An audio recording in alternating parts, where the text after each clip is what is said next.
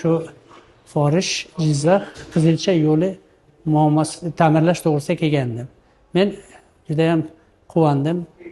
2027-yil shu yo'l to'liq ishga tushar ekan. Men juda xursand bo'ldim. Men javobdan qoniqib, mana uyga xursand bo'lib ketyapman. Ilgari bu chorva rayoni edi. Keyingi vaqtda mana sanoat zonasiga aylandi. Forish tumanining kelajagi juda parlaq. Juda o'zgarish katta bo'ladi. Mana keyingi yillarda juda ko'p qurilishlar bo'lyapti. Masalan, shu Amir Temurning o'zini oladigan bo'lsak, 7 milliardga pul ajratilgan. Istirohat bog'lari qurilyapti. Maktab, 5-maktab to'liq ta'mirlanyapti.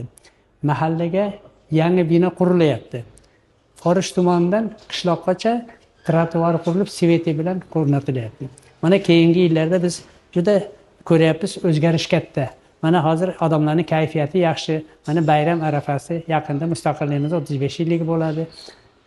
O'zgarishlar katta. Men xursandman juda ham bu aytganda.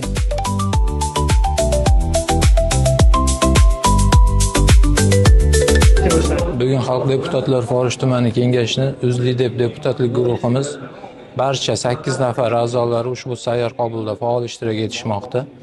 Biz uchun eng muhimi fuqarolarimizning muammolarini shunchaki eshitish emas, balki ularga yechim topishdan iboratdir.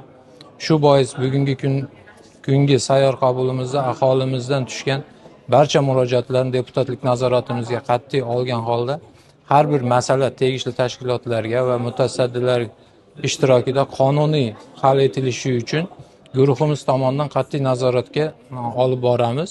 Biz saylovchilarimiz bildirgan ishonch orqali ishonchni oqlash va ularning muammolarini tezkor yechim topishi uchun bor kuch-g'ayratimizni safarbar qilamiz.